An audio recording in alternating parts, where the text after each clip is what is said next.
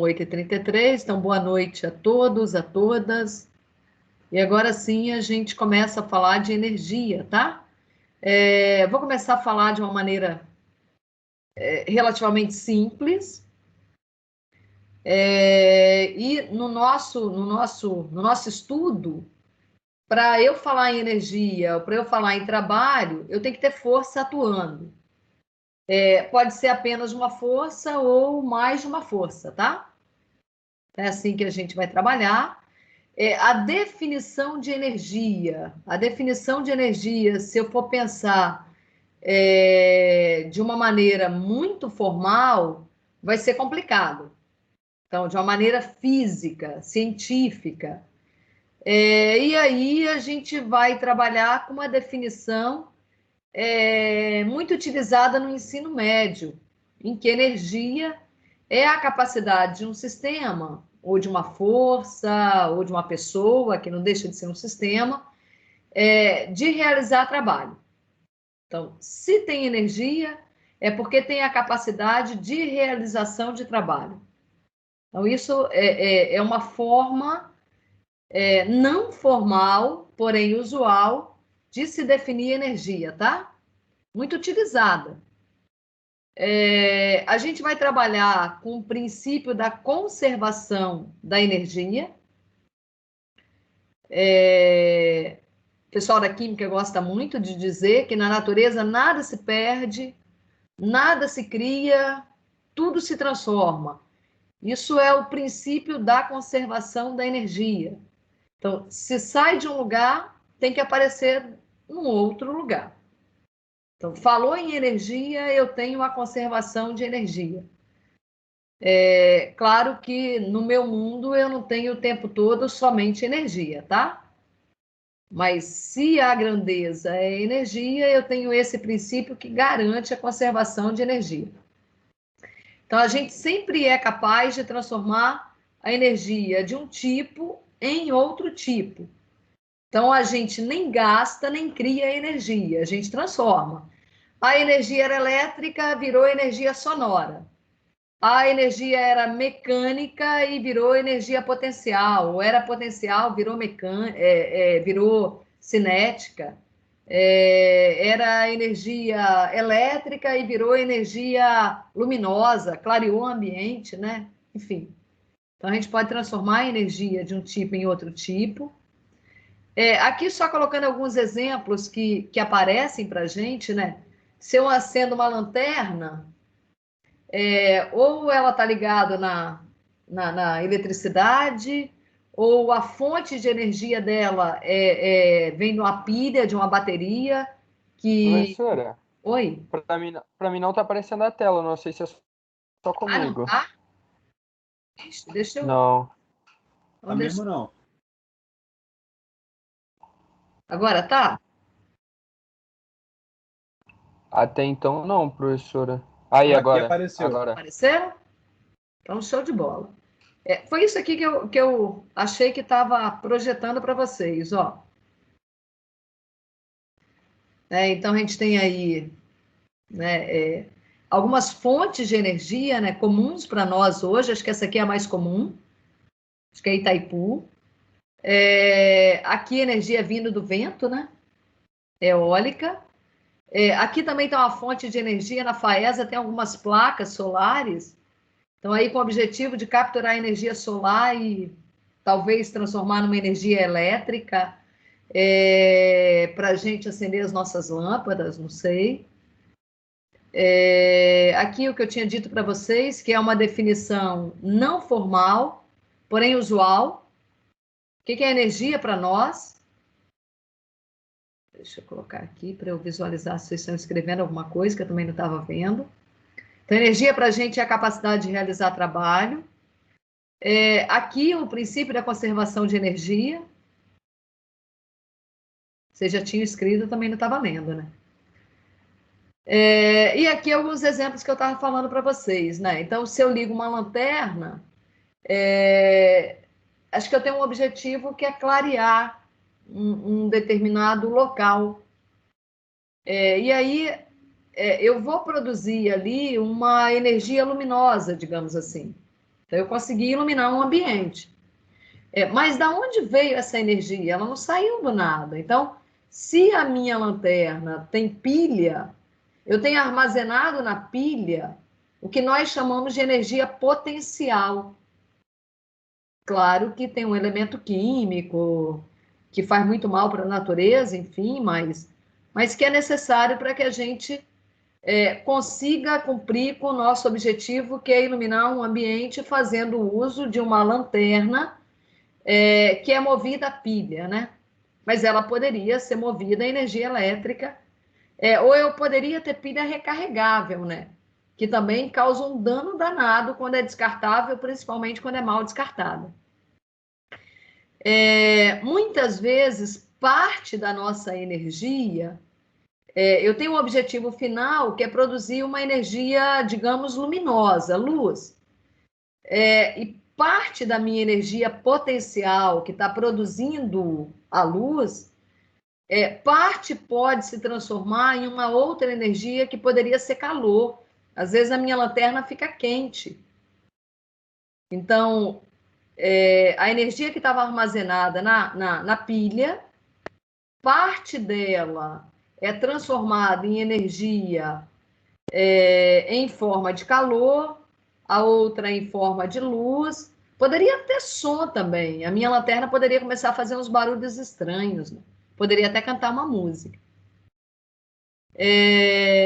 Aqui eu tenho outros exemplos, eu vou pular, tá, gente? E já vou vir aqui para uma situação em que a gente usa na física, que é a relação entre energia e trabalho. Então, assim, eu sei o que é energia, mas qual é a relação entre energia e trabalho, tá? Então, a gente fala que trabalho, por definição, é a medida de transformação, de variação ou de transferência de energia. Então, um corpo transfere energia para o outro. Ou eu tenho energia de um tipo que é transformada em energia de outro tipo. Então, quando há transformação, transferência, variação de energia de um corpo para o outro, eu tenho ali a realização de trabalho.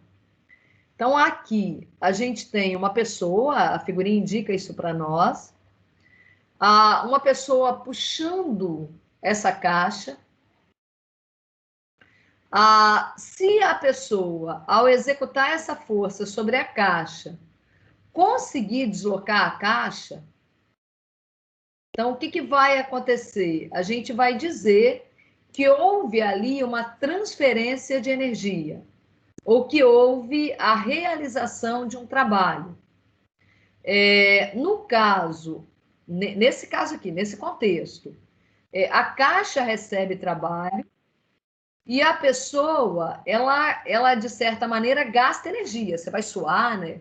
Você vai gastar parte do que você comeu, enfim. A pessoa, ela realiza o trabalho. Então, a caixa recebe o trabalho e a pessoa realiza o trabalho. Se eu fosse medir o trabalho da pessoa e desse 10, não importa ainda a unidade, eu diria que o trabalho da pessoa é menos 10. E o trabalho da caixa é mais 10. Então, em quantidade, eu tenho o mesmo valor. Porém, um é positivo e o outro é negativo, tá? Ok? Então, aqui ele diz assim, ó, trabalho foi realizado pela pessoa sobre a caixa. A pessoa perde energia química, processos biológicos internos, e a caixa ganha energia cinética, se ela se locomover. Pode acontecer da minha caixa não se locomover, e aí eu ter a sensação de que a pessoa não realizou trabalho. Desse ponto de vista, não. Mas se houver ali a presença do atrito, o que eu diria? Que houve uma dissipação da minha energia, em que parte da energia química eu ingeri alimento, esses alimentos deram poder para as minhas células e moléculas, enfim, fazendo com que o processo energético acontecesse do ponto de vista biológico e químico no meu interior, mas que a minha energia vai se transformar aqui no chão, talvez numa energia térmica, causada por conta do atrito. Pode ser que o chão fique um pouco quente. Às vezes a gente consegue perceber isso quando esfrega a mão, repetidas vezes sobre um determinado corpo, ou sei lá, sobre a mesa mesmo. Então eu estou gastando energia, no caso eu estou gastando a minha energia biológica, química, e a mesa está recebendo uma energia que eu vou perceber e sentir por conta da mudança da temperatura, tá? Vai ficar mais quente ali o lugar que eu esfreguei. Até aí não tem conta nenhuma, tá? Dentro da física, surgem dois tipos de energia que a gente classifica como sendo cinética, e a outra que a gente classifica como sendo potencial. Juntas, elas formam o que a gente chama de energia mecânica. Então, quando eu pego a energia cinética e junto com a energia potencial, eu tenho um sistema chamado de energia mecânica. A energia cinética está associada ao movimento. Então, se a caixinha se movesse, eu teria a presença da energia cinética. Se a caixinha, lembra que o carinha estava ali puxando a caixa azul? Se a caixa não se movesse, eu não teria energia cinética. Não quer dizer que eu não tivesse energia térmica, tá? Então, a energia cinética, ela vai aparecer, o valor dela vai ser diferente de zero, caso o corpo que teve ali um recebimento de energia ou que tenha executado um trabalho, ele se movimentou. Então, se o corpo se movimenta, eu tenho o que é chamado de energia cinética. Então, ela muitas vezes está relacionada ao vento. Então, no sistema de geração de energia vinda do vento, o que acontece? A gente tem um ventilador, né? Então, em teoria, um ventilador, umas hastes ficam rodando por conta do movimento do vento. Esse movimento faz com que a gente produza energia. Essa energia precisa ser, de certa maneira, armazenada, ser levada para uma rede de distribuição. Então, não adianta você ter o ventilador lá rodando, recebendo, descobrindo que você tem energia, se essa energia ela não é transferida para nenhum lugar, se você não tem uma rede de distribuição. E talvez se você não tenha um lugar para armazenar essa energia. Porque muitas vezes a energia que eu estou produzindo, eu não quero gastar naquele momento. Ou eu não posso gastar naquele momento. Então, aí eu quero acender a luz. Se eu não tiver energia, se eu não tiver aqui a minha rede elétrica conectada à rua, em que há uma distribuição contínua de energia, então a minha lâmpada não vai acender. Mas ela poderia acender por outro motivo? Poderia. Eu posso ter o meu gerador, ou eu posso ter uma lâmpada movida a bateria. Então, também estou tendo ali um reservatório de energia, né? Bom, a gente tem aqui vários outros exemplos. A hidrelétrica também, a gente produz energia cinética, né, gente? Então, a princípio, você tem um reservatório. Esse reservatório, normalmente, ele está no nível mais elevado. Então, é um reservatório em que eu tenho um grande volume de água, uma massa muito grande. Essa massa está paradinha. Deixa eu voltar aqui no meu desenho. Eu tenho aqui, ó, onde meu mouse está passando, aqui em cima, ó, um grande reservatório. Está tudo parado. Esse reservatório que está aqui em cima tá em repouso. Então, eu não tenho ali em cima o que nós chamamos de energia cinética. Mas como aquele reservatório está a uma determinada altura, que tem uma altura, ó, O que essa água guarda para nós? Guarda o que nós chamamos de energia potencial. Então, nesse caso aqui, a nossa energia potencial é uma energia potencial gravitacional. Às vezes ela é do tipo guardada numa lâmpada, ou é gravitacional, ou é potencial elástica. A mola, eu tenho uma energia potencial elástica, por exemplo. Então, no meu caso aqui, do reservatório de água, por ter essa altura, então tem um nível, eu tenho energia armazenada, guardada, energia potencial. Quando isso daqui é aberto, isso aqui é fechado, tá? Então tem uma barreira aqui fechada. Aí quando se abre essa barreira, essa água desce, então eu tenho um movimento. Então aqui a água está em movimento. E esse movimento da água tem o que nós chamamos de energia cinética. Então, quando a água chega aqui embaixo, cada partícula de água tinha uma energia potencial.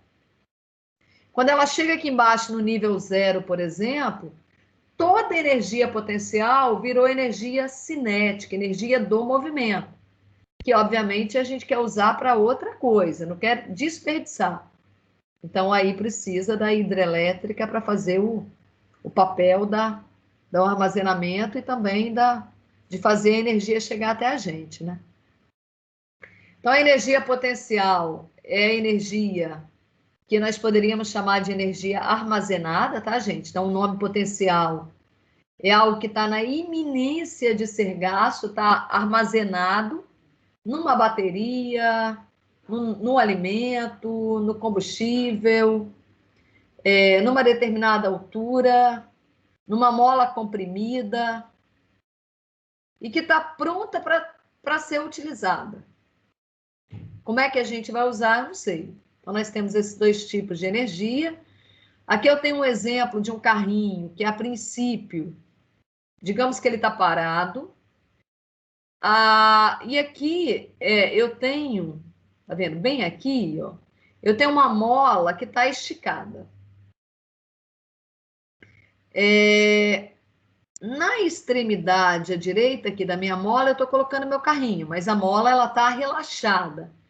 Ela não está esticada, não tem ninguém esticando, tá? Não tem ninguém nem comprimindo, nem esticando. Então, ela seria, o termo mais correto seria, ela está relaxada. Então, ela não está armazenando nenhum tipo de energia. Aí, eu vou vir aqui nesse carrinho, vou aplicar uma força de maneira a essa mola que está relaxada ficar comprimida. Então, eu vou sair desse contexto inicial para esse contexto aqui de baixo. Então, aqui, a minha mola está comprimida. Vou escrever aqui, ó. Nessa situação, eu tenho a mola comprimida, que sofreu ali uma compressão. O que vai acontecer com essa mola? Se eu soltar esse torniquete que está aqui, vocês estão vendo que eu peguei ali um grampo, um prego, e eu prendi aqui, ó, um pino, de forma a segurar aquele carrinho. Se eu soltar, o que vai acontecer? Essa mola, ela vai querer voltar para o estado relaxado dela. Então, o que acontece com essa mola comprimida? Ela guarda, ela armazena energia, chamada de energia potencial, ou energia potencial elástica, tá? Então, a mola comprimida, ela tem um tipo de energia que seria para nós uma energia potencial diferente da energia potencial relacionada à altura ou relacionada à ingestão de um alimento. Então, seria energia potencial elástica. Como é que você mede a energia potencial de uma mola? Eu não sei medir ainda. Tá certo? Mas deixa quieto. Então, tem aqui, guardado na mola, armazenado na mola, a energia potencial, com sobrenome elástica. Da onde veio essa energia potencial? Eu que realizei. Então, eu, a aplicar uma força nesse carrinho, eu fiz esse carrinho entrar em movimento. Então, eu transferi energia que estava armazenada no meu corpo, tá, gente? Então, eu gastei um pouquinho de células, eu fiz um processo químico no meu organismo, capaz de transferir a energia armazenada no meu corpo em uma energia cinética que, por sua vez, enquanto o carrinho estivesse em movimento, tá? Então, daqui para cá, pessoal, o carrinho não saiu dessa posição, né? Eu tenho uma rodinha aqui e tem a outra rodinha aqui. Essas duas rodinhas não vieram para cá de uma forma paf. O carrinho teve que andar, né? Então gastou ali alguns segundos. Então esse carrinho, ora ele esteve, por exemplo, aqui, ora ele esteve aqui. Ele veio de uma forma contínua até eu encerrar a compressão da minha mola. Então, o que foi acontecendo à medida que a minha mola foi sofrendo uma compressão? O carrinho foi ganhando uma energia cinética vinda do meu corpo, que não era energia cinética, tá, pessoal? Era uma energia, digamos assim, química. Então, eu passei a ter energia química do meu corpo, sendo transferida para uma energia cinética. Enquanto essa energia cinética estiver comprimindo a mola, eu vou ter parte da energia cinética sendo armazenada na mola, ou seja, sendo transformada em energia potencial. Então, enquanto eu estiver realizando a força, o carrinho estiver em movimento e a mola estiver sendo comprimida, eu vou ter três energias acontecendo. A energia química do meu corpo, a energia cinética, que tem a ver com o movimento do carrinho, e a energia potencial, que é a energia que está sendo armazenada na mola. Bom, o que vai acontecer? Nesse estado final aqui, já no estado final, imagine que eu não tenha mais força sendo aplicada pelo meu corpo. Então, se encerrou o gasto da minha energia, a transferência da minha energia para o carrinho, tá? Se o carrinho estiver em repouso, que é o que está acontecendo aqui, então eu também não tenho mais energia cinética. Então, cadê a energia? Olha, ela está toda armazenada na forma de energia potencial elástica. Entenderam, pessoal? Vocês conseguem imaginar o cenário? A gente fazendo uma força tentando empurrar um carro. Só que esse carro, ele tem lá na frente dele uma mola. Uma mola que evita o carro bater numa parede. Então, a mola, que à medida que você vai empurrando o carro, acho que eu sozinha não conseguiria, mas imagine nós todos empurrando o carro, suponha que esse carro entre em movimento. Então, o que vai acontecer com todos nós? Nós vamos gastar energia que nós conseguimos ao nos alimentarmos. Então, a gente gastou energia. Mas a energia se perdeu? Não, a energia ela vai sendo transferida para o corpo, no caso ali para o carro, para o chão, para a energia térmica. Se eu não tiver atrito, suponha que eu não tenha, toda a energia que nós estamos gastando serão levadas para o movimento do carro.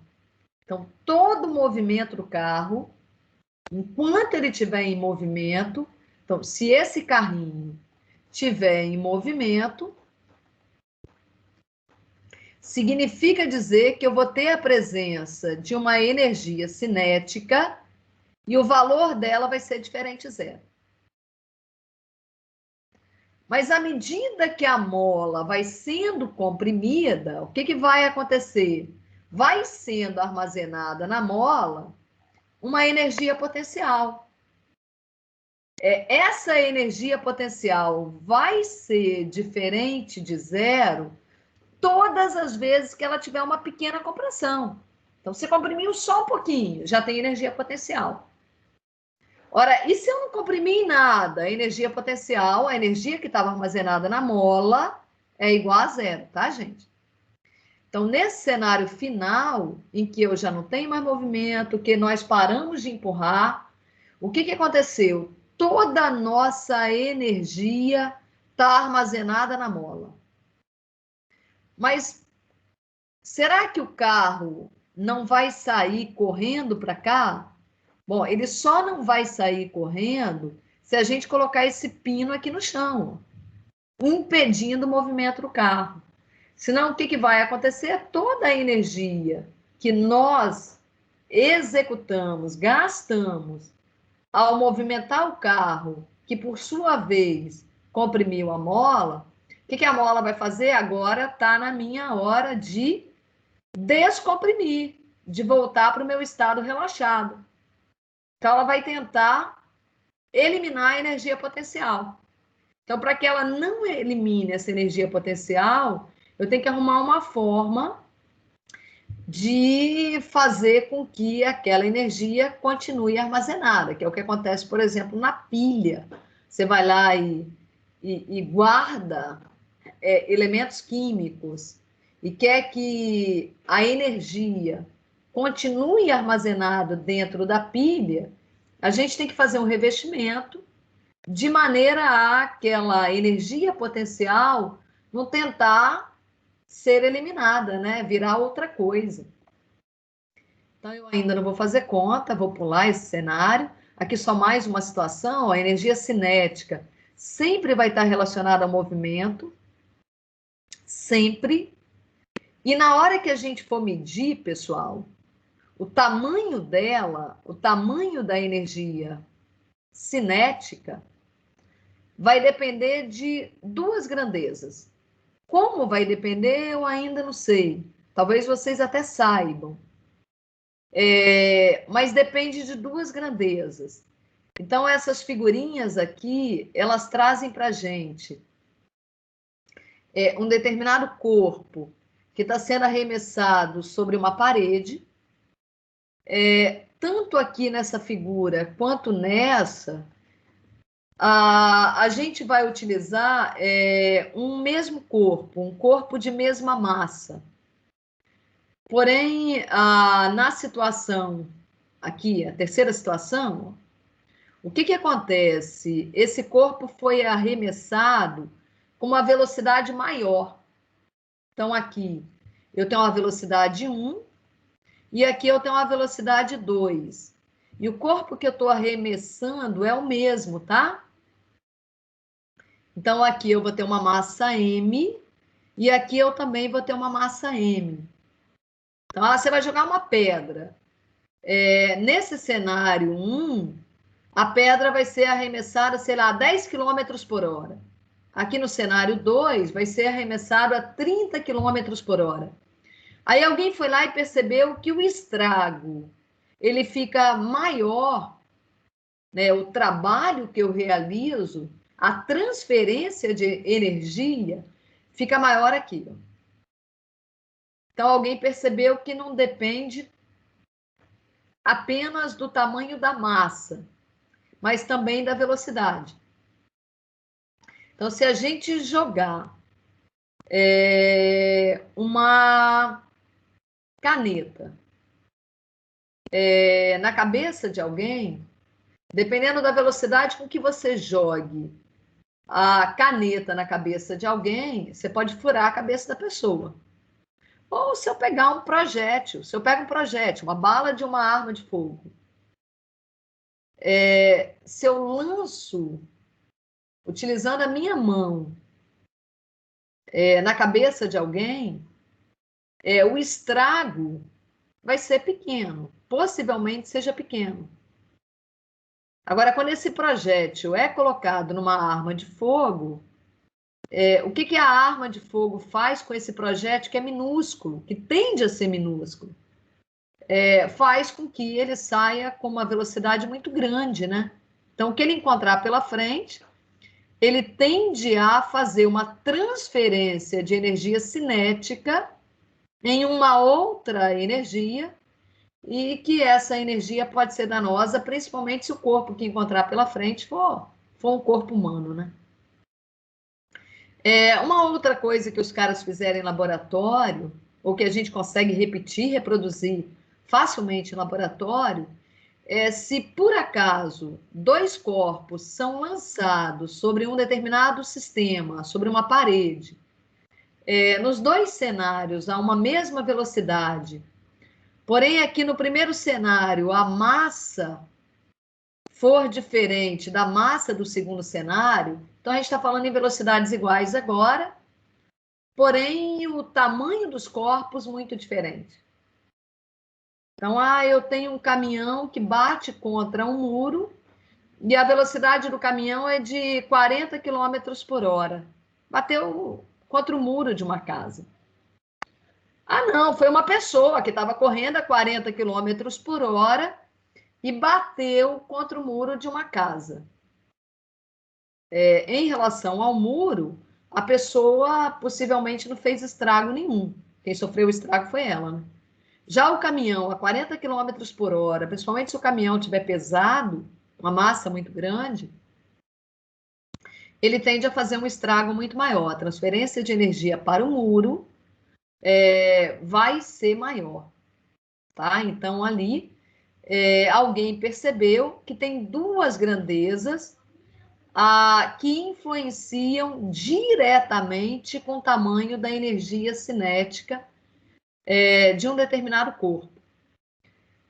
A maneira como a energia cinética é medida tem a ver com a integral da quantidade de movimento. Eu não sei integrar, eu já vou chegar a isso aqui. Ó. Então, como é que você faz para medir energia cinética? mv ao quadrado sobre 2. Tá, gente? Essa é a fórmula, eu vou usar, mas poderia ser pensada ali como a variação na quantidade de movimentos, eu integro em relação a V, e aí a integral ali em relação a V é mv ao quadrado sobre 2, vou manter a massa constante, tá? Esquece isso que eu acabei de falar, e eu tenho essa fórmula. Essa é a fórmula que eu vou utilizar, supondo que a massa não varie, né? Um corpo não vai se desintegrar, e a velocidade também não varia. Então, o tamanho da energia cinética é dada dessa forma que está aí, mv ao quadrado sobre 2. A unidade de energia cinética, ou a unidade de qualquer energia, Joule, em homenagem a Joule, também um estudioso da física. Se a massa tiver em toneladas, eu vou passar para quilograma. Então, eu quero calcular a energia e eu quero que a unidade de energia seja Joule. Então, necessariamente, a unidade de massa tem que ser em quilograma, assim como a unidade de velocidade tem que ser em metros por segundo, tá? Então, Joule é uma unidade que a gente utiliza para compactar essa unidade aqui, quilograma vezes metro por segundo ao quadrado. Então, ao invés de eu trabalhar com essa unidade, onde ela aparecer, a gente vai falar Joule. Ok? Apareceu essa unidade Joule no lugar. Por que a fórmula é essa? Eu não sei dizer para vocês, tá? Como é que você faz para calcular trabalho se, por acaso, eu tiver um corpo em movimento? Então, o trabalho realizado apenas pelo movimento do corpo, tá? Ok, gente? Então, se eu levar em consideração que a única energia que eu tenho no meu corpo é a energia causada pelo movimento, pela translação do corpo. Então, o que o trabalho, como é que eu vou fazer para medir o trabalho?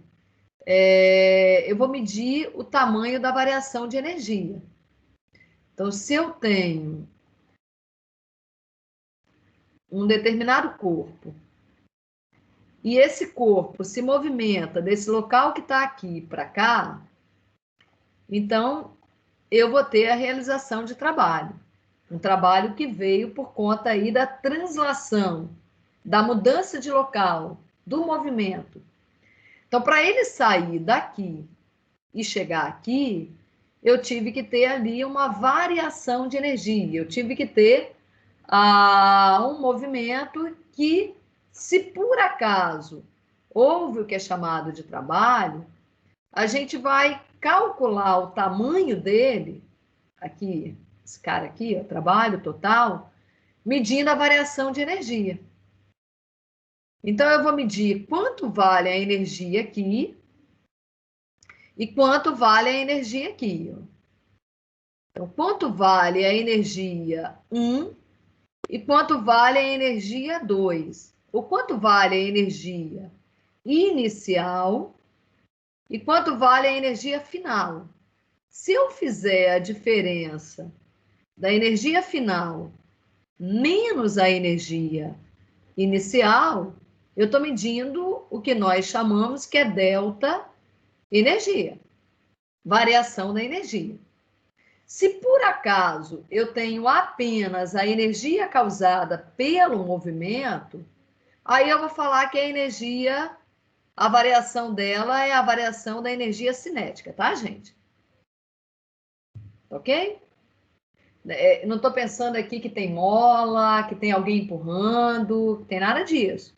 A minha energia foi sofrer uma variação e a única energia que eu tenho é a energia cinética. Então, tá bom. Então, o que eu vou fazer para medir aqui a energia cinética inicial? Vou usar aquela fórmula que eu coloquei para vocês anteriormente. Independente se é inicial ou final, a energia cinética é medida fazendo a massa do corpo, que você quer movimentar, vezes o quadrado da velocidade dividido por 2.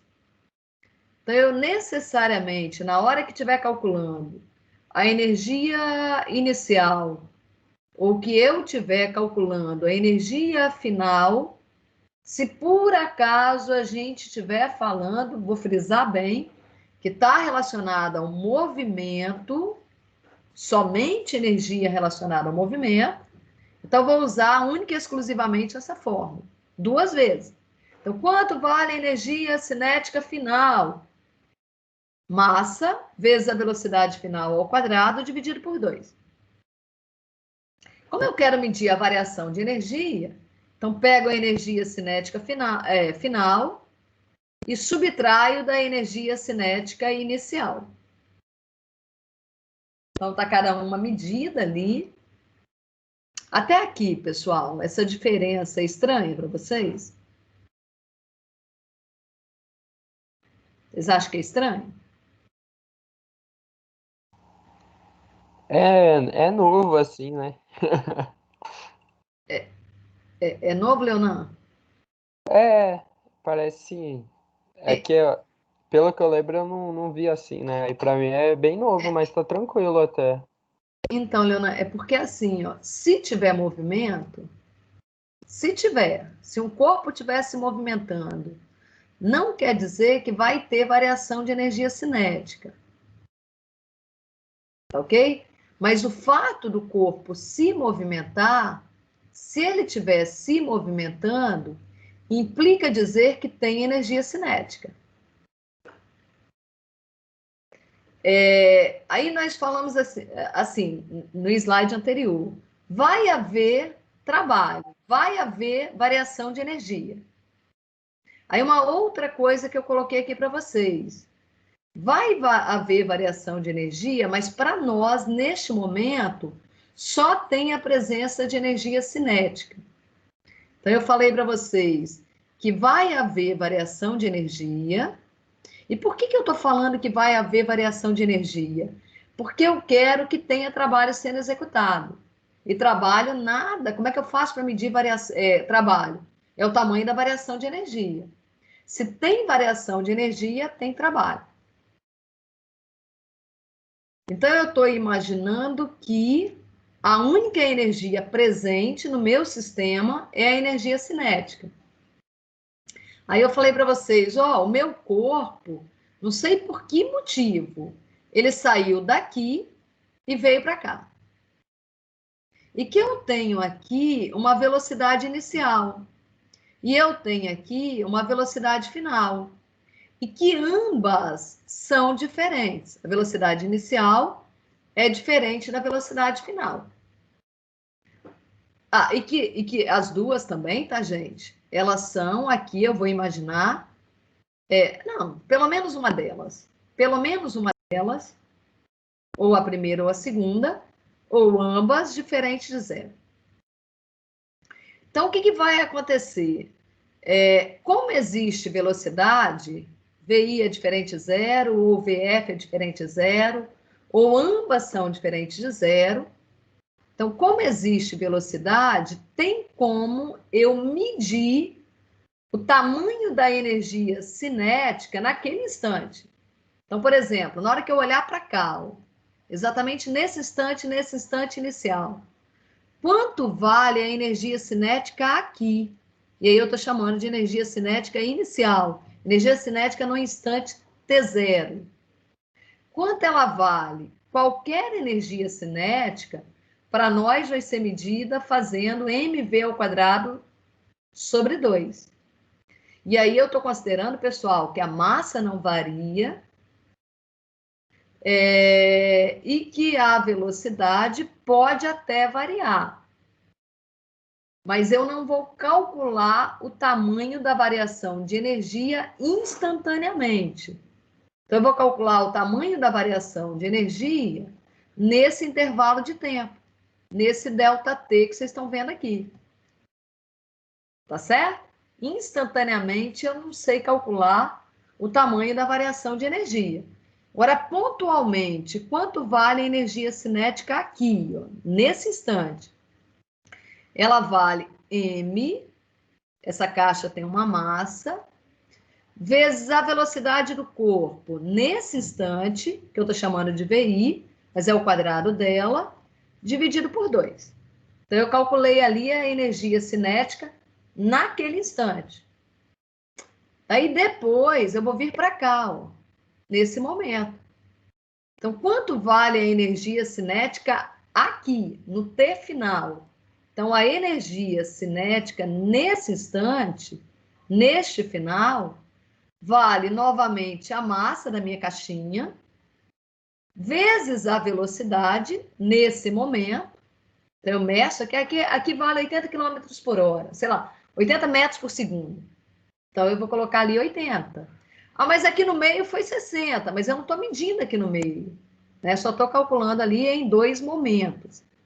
Então, vou pegar essa energia, essa velocidade, vou elevar ao quadrado sobre 2. Então, estou o tempo todo usando a mesma fórmula. mv ao quadrado sobre 2. Tá certo, gente?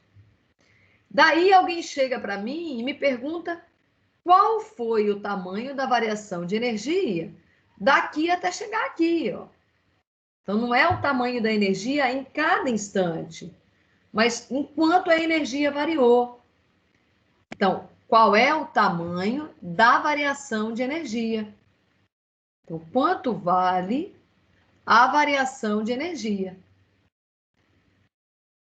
Mas de qual energia que você está falando? Da energia cinética, tá? Da energia cinética. Da energia que está relacionada ao movimento. Então, qual é o tamanho da variação dela? Ora, é a energia cinética no final, menos a energia cinética no início. Então, para nós ali, é simplesmente pegar mvf ao quadrado sobre 2 e subtrair de mvi ao quadrado sobre 2. Agora, dá para eu compactar essa fórmula? Dá para eu compactar essa fórmula. Nada me impede de chegar ali e falar assim, a variação de energia cinética Já que o M foi comum às duas parcelas, dá para colocar em evidência, assim como o 2. Então, se a gente olhar aqui, aqui tem M, aqui tem M, nas duas frações tem o 2 no denominador. Então, nada me impede de colocar o M sobre 2 em evidência. E aí sobra para nós velocidade final ao quadrado, menos a velocidade, o quadrado da velocidade inicial. Então, fiquei com essa fórmula que mede o tamanho da variação de energia cinética. Ah, mas e se a velocidade final for igual à velocidade inicial? Ora, mas aí não tem variação de energia cinética. Tá, gente? Pode ter variação de outra energia. Eu posso ter produzido trabalho porque eu gastei energia minha, mas não foi energia do movimento, não foi energia cinética. Tá, gente?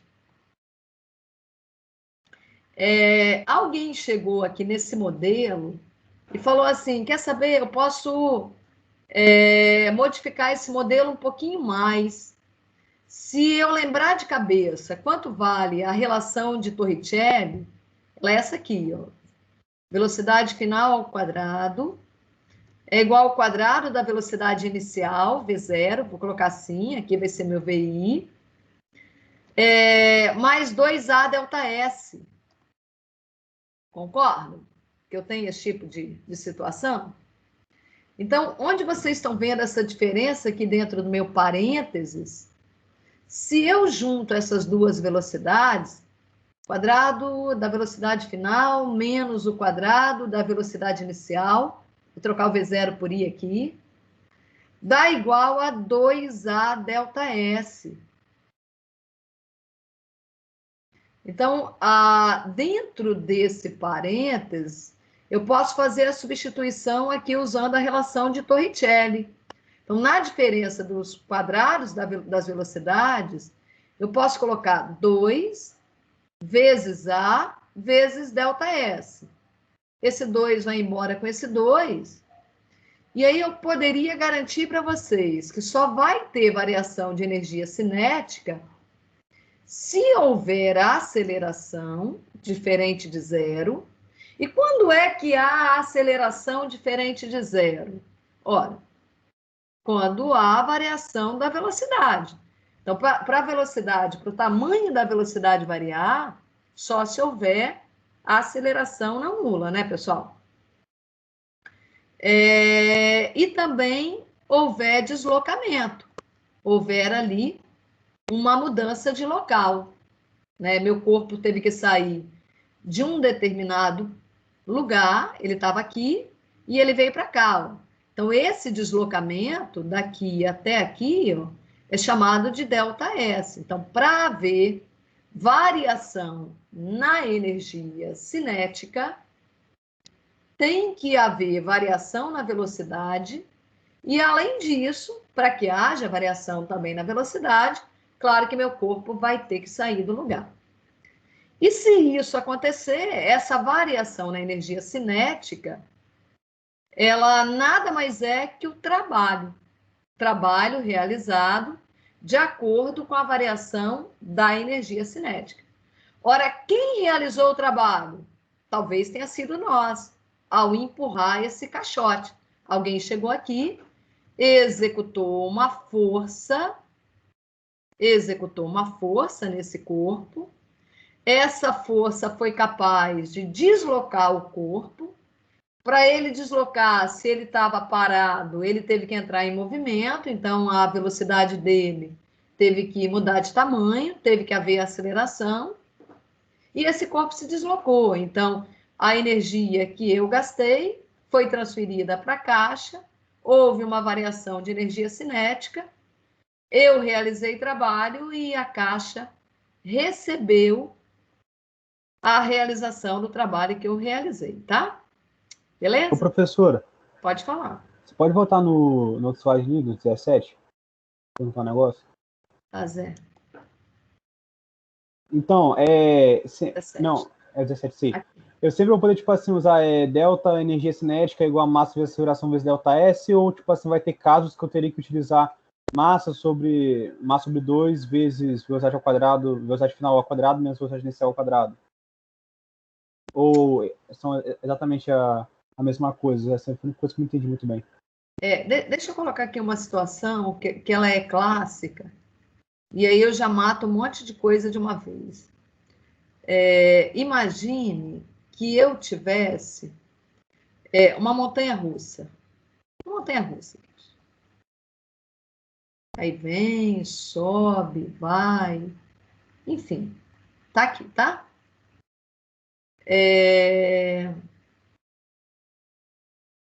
E aqui a gente tivesse, por exemplo, o nível 0, a altura 0, como se fosse nosso eixo X.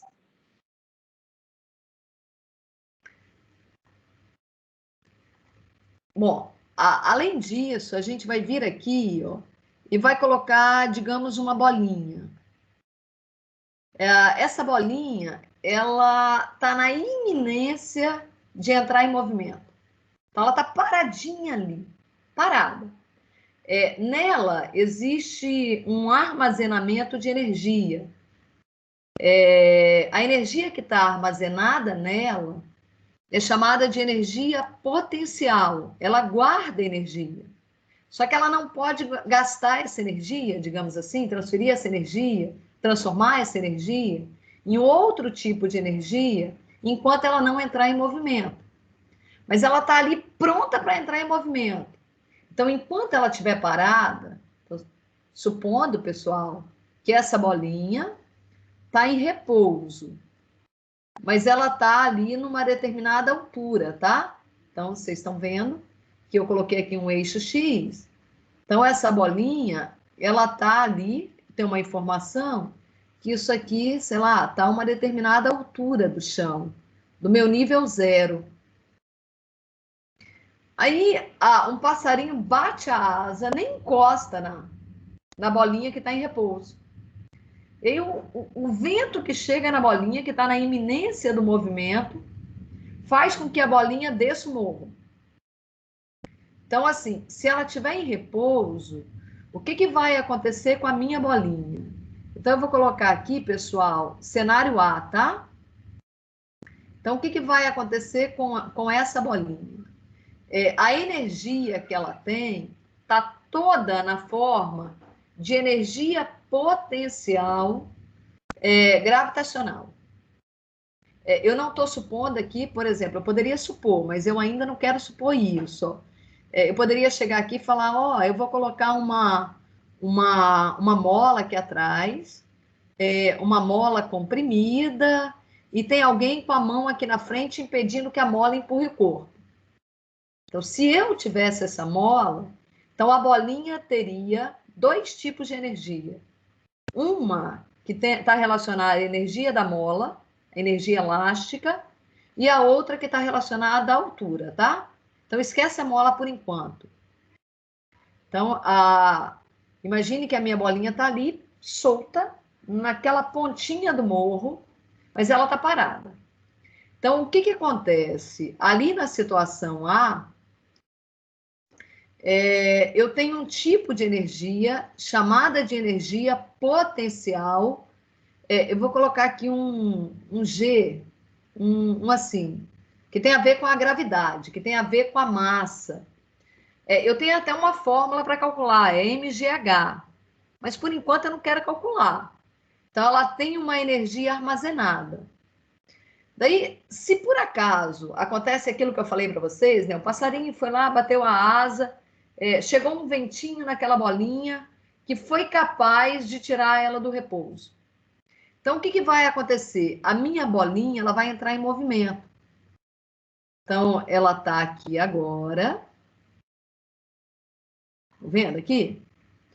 Quando estiver aqui, suponha que ela não está mais em repouso, tá? Então, ela está ali no meio do morro, não tem ninguém segurando. O que vai acontecer? Ela vai ter uma velocidade ali apontando numa direção tangente ao morro. Então, ela tende a se deslocar descendo, né, gente? Então, ela necessariamente vai estar em movimento. Só que como ela está ainda longe do chão, ela está a uma determinada altura do chão. Então, eu vou colocar ainda aqui, ó, a altura lá da bolinha no ponto A. E agora eu tenho uma outra altura aqui, ó, que também é diferente de zero. Então, vamos colocar aqui a altura relacionada ao ponto B. Aqui eu tenho um ponto B, tá? Então, ali no ponto A, eu não tenho energia relacionada a movimento. Toda a minha energia está relacionada à altura, que eu vou chamar de energia potencial gravitacional. Se eu quiser falar no ponto A sobre energia cinética, então, a energia cinética em A, hein, pessoal, vai ser igual a zero. E por que ela é zero? Porque a bolinha estava em repouso. Para eu ter energia cinética diferente de zero, eu tenho que ter movimento. Agora vamos para B. O que aconteceu em B? Eu tenho a bolinha em movimento. Então, a nossa bolinha no ponto B, ela está em movimento. O fato dela estar em movimento significa dizer que a nossa energia cinética é diferente de zero. Então, o movimento aqui implica para nós num valor da energia cinética diferente de zero. Aí, Zé, como é que eu vou fazer para calcular? O que eu preciso para calcular? Eu preciso da massa da bolinha e eu preciso do tamanho da velocidade naquele ponto. Então, quanto ela vale? Você vai ter que calcular fazendo massa vezes a velocidade dela ao quadrado dividido por 2. Então, ali no B, eu tenho a energia cinética, que pode ser calculada dessa forma, massa vezes a velocidade ao quadrado, mas a velocidade que está ali relacionada no ponto B, tá? Eu tenho que medir para calcular. Sobre 2. É assim que a gente faria para calcular, ou essa é uma das maneiras de calcular. Como a minha altura em relação ao chão também é diferente de zero, então quando eu olho para essa camarada aqui, eu vou deixar em azul, vou pegar aqui ainda em azul, tá? Então, como essa camarada também é diferente de zero, o fato de eu ter implica dizer que a bolinha guarda uma energia por conta da altura. Então, ela tem pelo menos 2 tipos de energia ali. Uma é a energia do movimento, a outra é a energia causada ali por conta da altura, por conta da gravidade, tá? Como é que você faz para calcular essa energia? Não sei. Mas eu tenho ali uma energia potencial gravitacional que também é diferente de zero. E por que eu sei que é diferente de zero? Porque eu tenho uma altura diferente de zero. Então, isso implica dizer que eu vou ter a energia por conta da altura, energia potencial gravitacional, que também é diferente de zero.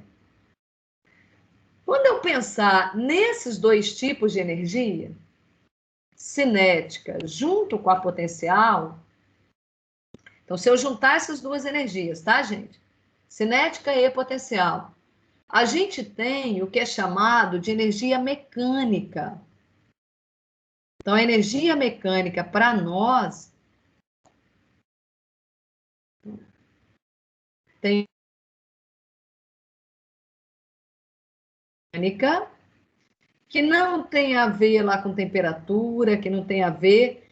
A energia mecânica é uma junção entre a energia potencial e a energia cinética.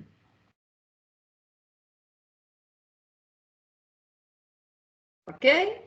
Eu aqui estou colocando uma situação para vocês em que eu estou com 2 tipos de energia, potencial e cinéticas. Porém, elas se juntam e me dão a energia mecânica. Então, aqui em A, a nossa energia mecânica é dada pela energia gravitacional, somente por ela. Em B, eu vou ter essa camarada diferente zero e essa camarada diferente zero. Tudo bem até aqui?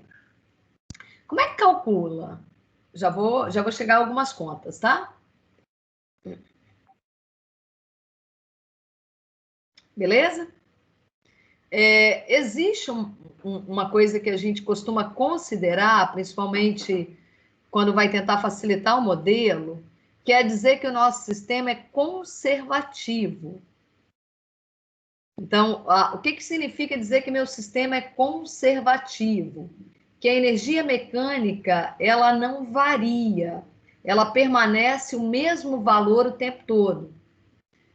Eu não estou falando para vocês que no mundo real eu tenho sistema conservativo. Então, o que acontece no mundo real?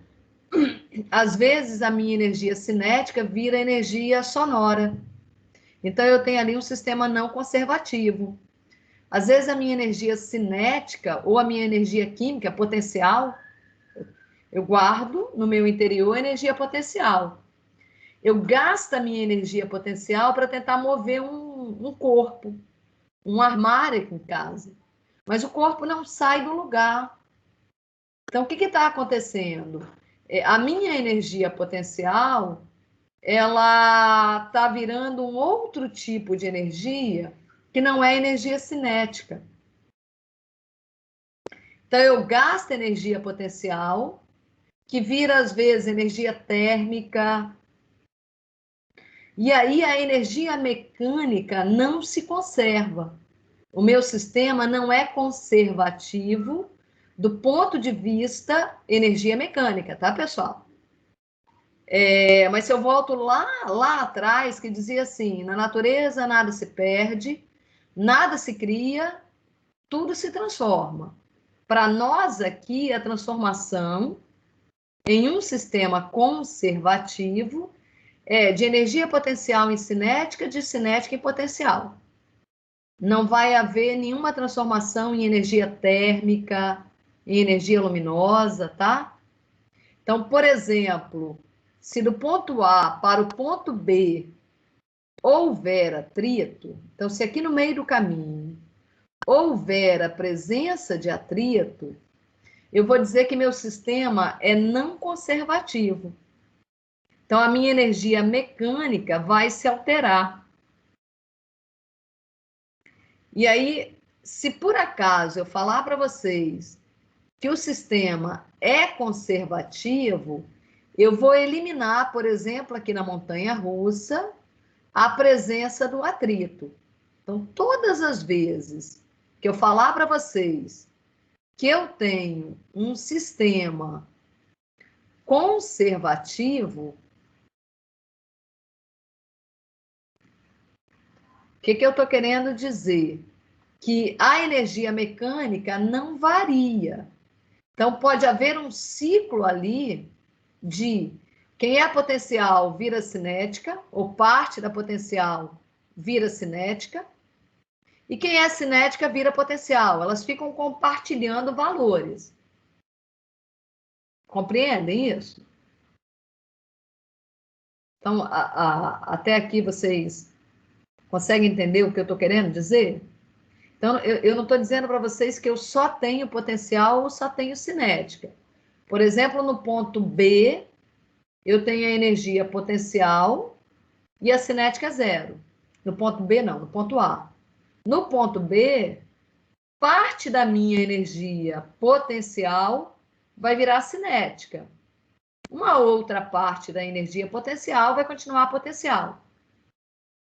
Juntas, as energias cinética e potencial do ponto B, caso o meu sistema seja conservativo, vai dar igual à energia que eu tinha no ponto A. Deixa eu escrever isso aqui de uma maneira simbólica. Se eu pegar a energia mecânica no ponto A e eu pegar a energia mecânica no ponto B, quanto vai valer a energia mecânica no ponto A? Ela vem somente da energia potencial do ponto A, tá, gente? Eu vou mudar esse gravidade aqui pelo A e você já sabe que é energia potencial, tá? Então, o que acontecia no ponto A? Eu só tinha energia devido à altura. O corpo estava em repouso. Tá certo? Vocês estão me acompanhando, gente? Quando eu for... Estamos sim, professor. Então, sim? Quando eu for para o ponto B, aqui mecânica é em B, tá? Então, quando eu for para o ponto B, o que acontece no ponto B? Tem movimento e tem altura. Então, eu tenho energia potencial por conta da altura e eu tenho energia cinética por causa do movimento. Então, da onde vem a energia mecânica do ponto B? Vem da energia potencial de B. Quanto vale? Não sei. E vem somada a energia cinética do ponto B. Então, até ali, eu estou trabalhando com a representação do que é chamado para a gente de energia mecânica. O que é energia mecânica? É a energia potencial mais a energia cinética. Ora, e se só tiver a energia potencial? Então, a energia mecânica vem toda da energia potencial. E se a altura for zero? Então, a nossa energia mecânica vem por conta da velocidade. Agora, vamos lá. Se por acaso meu sistema for conservativo, o que acontece com a energia mecânica do ponto A e com a energia mecânica do ponto B?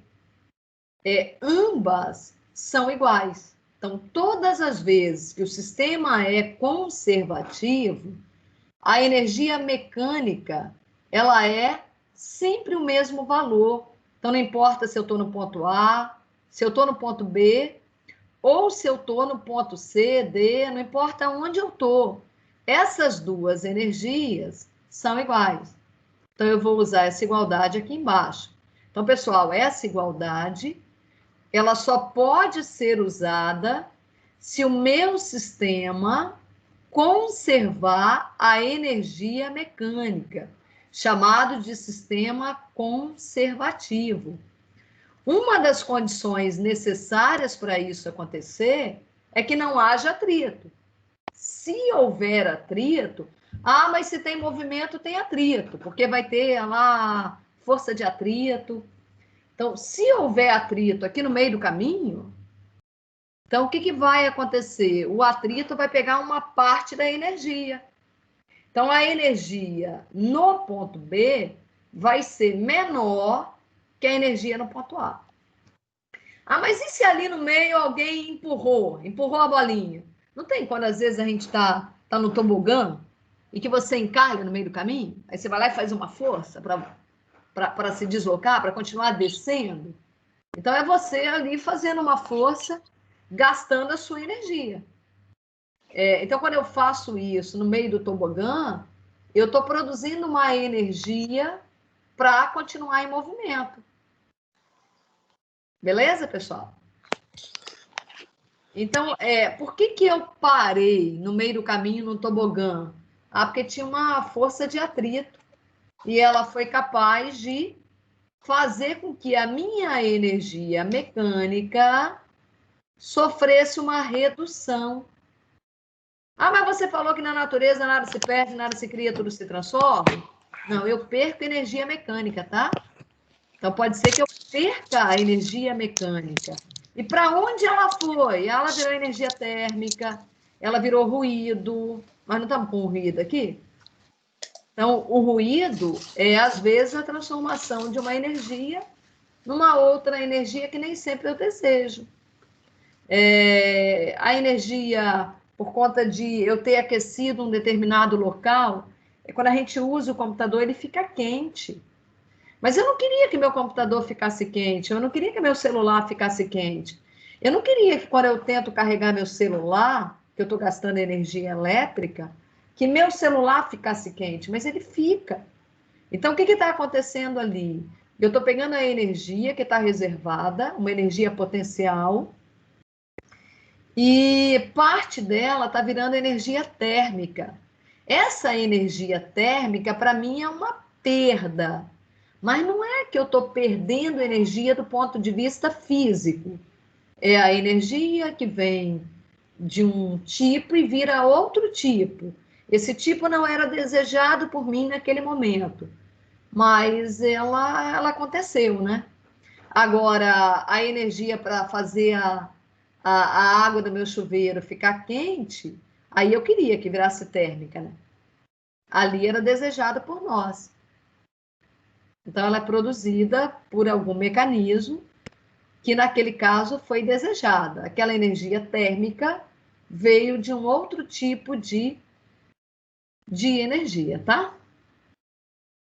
E aí, José, tentando responder algo do que você me perguntou, imagine que eu soubesse que no cenário a altura era de 10 metros. Então, alguém chegou ali para mim e me disse que a altura no ponto A era de 10 metros. Essa é uma informação dada, tá? Alguém foi lá e mediu a altura. Então, esses dados, possivelmente, eu vou utilizar para fazer conta. Por isso que agora eu estou colocando valores aqui para vocês. E que a altura em B é igual a 8 metros. Então, a altura em A é 10, a altura em B é 8. À medida que a altura vai diminuindo, pessoal, a minha energia potencial, que é devida à altura, ela também diminui. Então, por exemplo, se eu deixar um objeto cair de uma altura de 10 metros, esse objeto faz um estrago quando ele chega aqui no chão. E da onde veio o estrago que ele causou quando chegou no chão? Veio da energia que estava armazenada nele lá em cima, o que a gente chama de energia potencial gravitacional. Mas se ele caísse de uma altura de 8 metros, o estrago seria menor. Mas tanto o objeto que estava em A quanto em B saíram do repouso. E por que o objeto que estava em B causou um estrago menor? Porque a energia que ele tinha era menor. Mas eles não tinham a mesma massa? Tinham. Mas por que ele causa um estrago menor? Porque a altura dele era menor. E como é que essa energia potencial é medida? Aí eu vou abrir um slide aqui e vou colocar para vocês, tá? Então tem uma fórmula e vou voltar na sua pergunta, tá, Zé? Então tem uma fórmula que me ajuda a calcular energia potencial gravitacional. Tem outros tipos de energia, tá? Então, em particular, a energia potencial gravitacional, a fórmula que a gente utiliza para medir é dada dessa maneira aqui. É mg. mg nada mais é que o tamanho da força-peso vezes a altura. Depois a gente até consegue justificar o porquê disso. Então, esse cara é o tamanho da força-peso. E esse cara aqui é o ponto que, na vertical, o nosso corpo conseguiria deslocar. Então, eu tenho a força-peso, que está lá na vertical, sobre o corpo. Essa força-peso apontando para baixo. Esse corpo descendo, fazendo um trajeto de tamanho H. Essa força realiza trabalho. E o tamanho do trabalho nada mais é que o tamanho da força vezes a altura. Como o trabalho tem a ver com energia, então o trabalho causado pela força-peso é o que nós chamamos de energia potencial gravitacional. Então, tem uma fórmula aqui que me ajuda a medir a energia potencial gravitacional. Então, se eu volto para a figura anterior, no ponto A, para eu calcular a energia potencial, vamos lá, hein, gente? Então, a partir dessa figurinha, eu vou duplicar esse slide. Vamos duplicar. E vamos apagar boa parte do que está ali, ó. Eu vou apagar muita coisa que está ali. Então, um pouco eu vou deixar e... por exemplo, eu vou apagar isso daqui, porque agora eu vou fazer conta, tá? Vou apagar isso daqui. Isso aqui eu vou deixar por enquanto. Isso aqui eu vou apagar. Tá certo? Eu já defini para vocês. Tá lá no slide anterior. Então, assim, quanto vale a energia aqui no ponto A? No ponto A, eu só tenho energia potencial. Então, vou usar aquela fórmula que está no slide seguinte para calcular a energia potencial do ponto A. Então, vamos lá, hein? Energia potencial aqui para nós. Usando a fórmula, tá, gente? Então, a energia potencial, ela só vem por conta da altura, é o único tipo de energia potencial que eu tenho. Então, não vou ficar escrevendo gravitacional o tempo todo. Eu vou colocar só P também, energia potencial, E de P, no ponto A, tá, gente? Então, nós vamos calcular a energia potencial aqui, exatamente nesse ponto. Quanto vale a massa vezes G vezes a altura de A? Essa é a fórmula que a gente tem para calcular a energia potencial. Suponha que aí na questão alguém me falou que a massa da bolinha, a massa da bolinha vale 1 quilograma. Então alguém me deu essa informação. A massa da bolinha é de 1 quilograma. Lembra que a unidade de massa é quilograma? Então quanto vale a massa da nossa bolinha? Isso é um dado do problema. A massa, que eu vou chamar de M, é igual a 1 quilograma. Beleza, gente? Da onde você tirou? Não calculei, alguém me deu.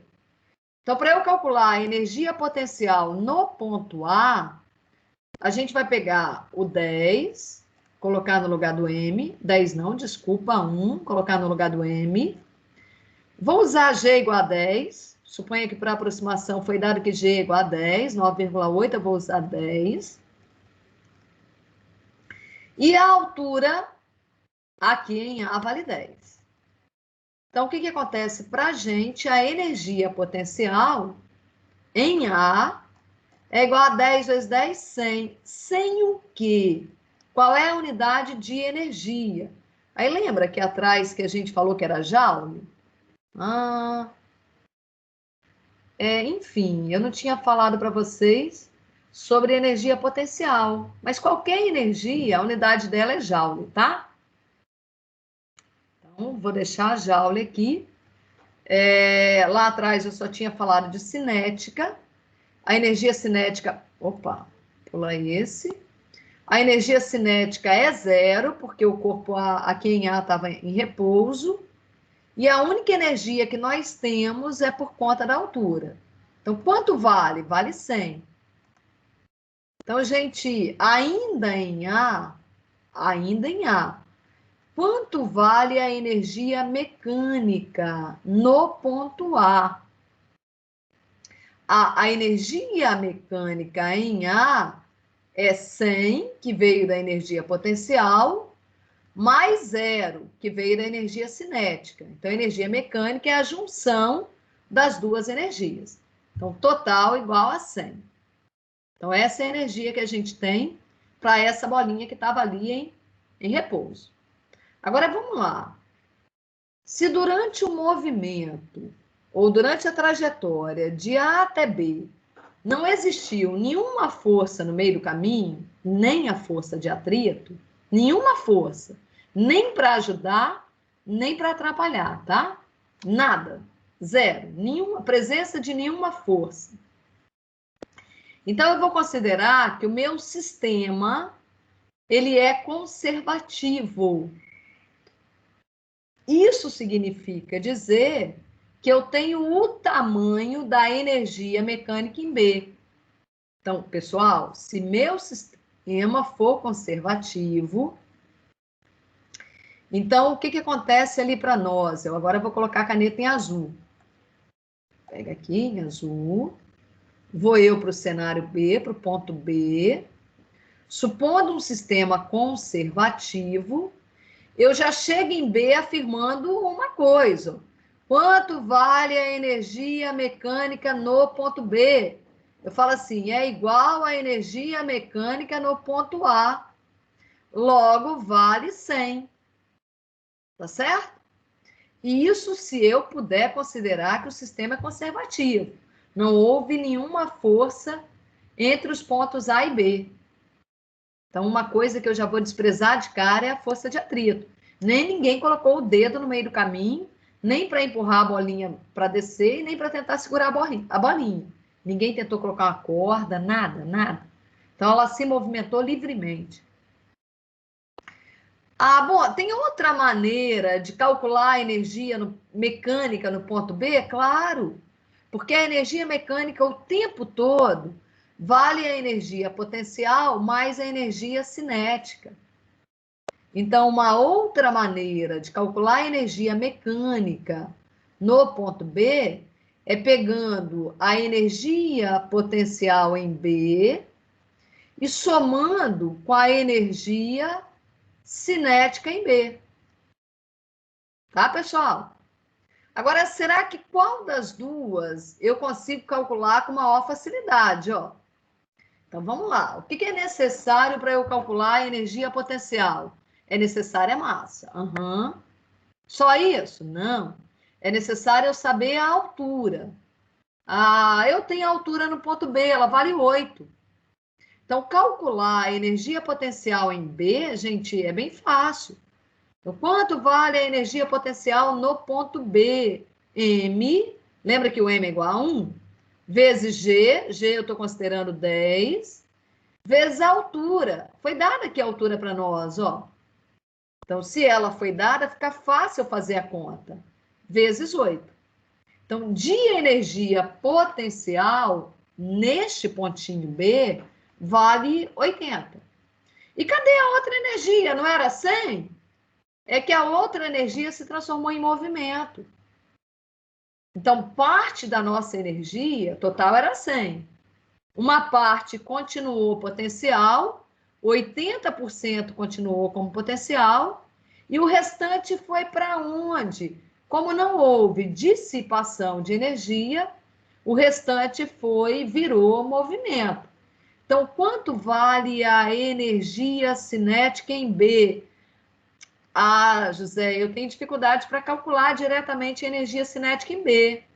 E por que possivelmente eu vou ter essa dificuldade? Porque no cálculo da energia cinética, eu preciso saber o tamanho do deslocamento. Se eu não souber o tamanho desse comprimento aqui, ó, danou-se. Lembra lá do nosso ΔS?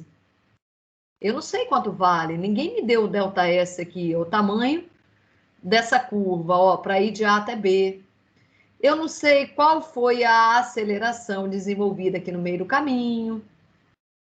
Eu não sei qual é a velocidade no ponto B, não foi dado no meu exercício. Então, a melhor maneira que a gente tem de calcular a energia cinética no ponto B é pegando a energia mecânica no ponto B, que é igual à energia mecânica do ponto A, caso houve conservação de energia mecânica, caso o nosso sistema seja conservativo. Então, o que significa dizer que um sistema é conservativo? Que a energia mecânica se preserva. Ela continua sempre do mesmo tamanho. E o que é a energia mecânica? A junção da potencial mais a cinética. Pessoal, vocês me acompanharam, então? Então, ali, agora para finalizar, e eu fazer uma continha, a energia mecânica em B, que foi igual a 100, ela pode ser calculada fazendo 80, que é o tamanho da energia potencial em B, mais o tamanho da energia cinética no ponto B. E eu não sei calcular esse cara usando as fórmulas que estavam lá em cima, José. mv ao quadrado sobre 2, ma ΔS. Então, apesar delas serem duas fórmulas, elas só podem ser utilizadas caso eu tenha informações. Quais? Velocidade, aceleração, tamanho do deslocamento. Então, a eu não ter aquelas grandezas, eu poderia estar calculando ali a nossa energia cinética no ponto B, fazendo aqui 100 menos 80, igual a 20. 20 o quê? 20 joules, unidade de energia para nós. Tá, José? Então, quando é que você usa a fórmula mv²/2? Ah, se você tiver a massa e tiver a velocidade, por que não usar? Ah, eu não tenho a velocidade, mas ele me falou o tamanho da aceleração durante o trajeto e ele me falou o tamanho do trajeto. Eu falar, então, tudo bem. Vou usar m vezes a vezes ΔS. Consegui te responder? Gente, então, em slides seguintes, a gente trabalha muito com sistemas que são conservativos. A gente se prende em um universo em que nele nós temos dois tipos de energia, a potencial e a cinética. Então, se eu puder fazer transitar da cinética para a potencial sem haver perda de energia mecânica, então eu tenho um sistema que é conservativo. Agora, esse slide, ele fala para nós que a energia potencial, nem sempre ela vem só da altura, tá? Nem sempre ela é uma energia potencial gravitacional. A gente tem uma energia potencial que pode estar armazenada numa mola. A gente tem a energia potencial que está armazenada dentro de nós. A gente se alimenta para armazenar energia. A gente não só se alimenta para dar prazer à mente. Adoro comer chocolate, porque eu sinto o maior prazer. Também. Mas o chocolate também me ajuda a realizar trabalho. Também me ajuda a transformar aquela energia do chocolate em uma produção de energia, sei lá, gravitacional, energia cinética.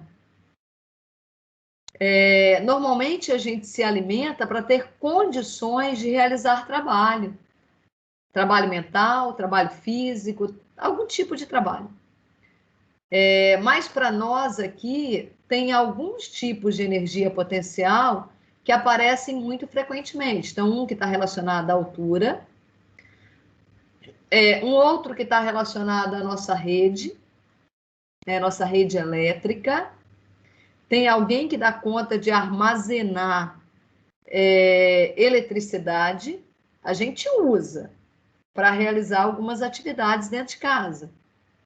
Mas tem algum dispositivo que tem que armazenar energia elétrica, chamada de energia potencial elétrica. A mola guarda energia potencial elástica e energia potencial química, muitas vezes, está armazenado dentro da gente numa fórmula molecular celular, tá? São todos exemplos de energia potencial. E a gente não... aqui esse outro slide, ó, traz aquela fórmula que eu já fiz uso dela, tá vendo? Pode falar. É que já passou do horário aí, só para pegar a lista rapidinho, que já tem gente que tá saindo. Ai, Leonan, aí o muito pessoal obrigada, pode lembrar. Obrigada, Falou. Leonan. Eu já estou saindo também. Então, gente, para nós vamos usar muito energia potencial e energia cinética. Juntas, elas compõem a energia mecânica. A gente vai dar conta de trabalhar, nós vamos fazer contas usando energia cinética, mv²/2, com as variaçõezinhas, a energia potencial gravitacional e a energia potencial elástica, tá? São as contas que a gente vai realizar. Juntas, elas vão formar a energia mecânica. O que vai sair de um lugar vai virar outro, porque a gente também vai trabalhar com o sistema conservativo.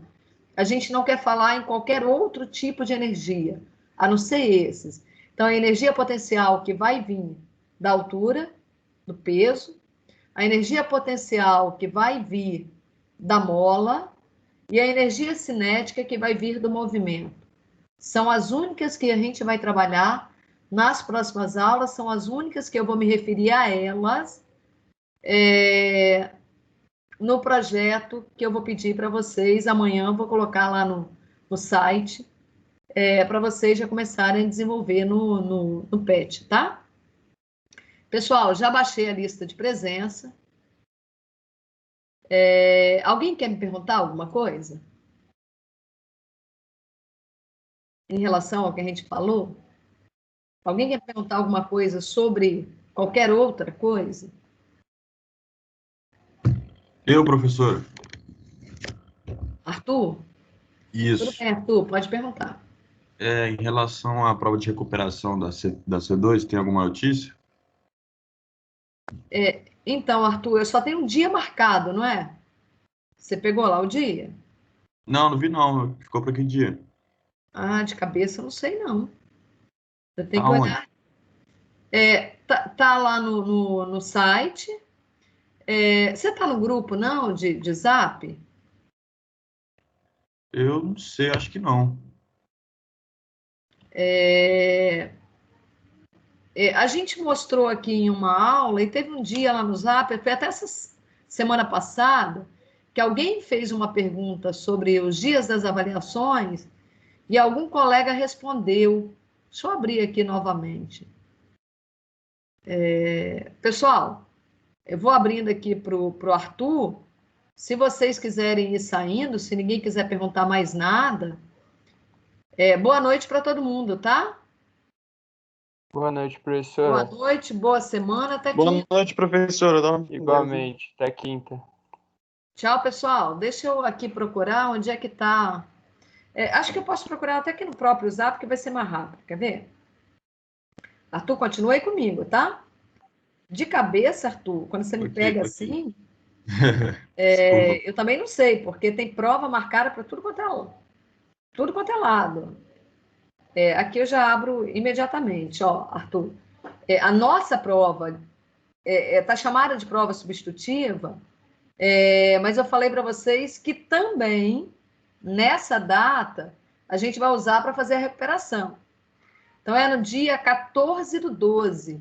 É o último dia, Arthur, que eu posso aplicar qualquer tipo de avaliação, que seja recuperação, que esteja relacionada à avaliação semestral, ao que compõe a nota semestral, tá?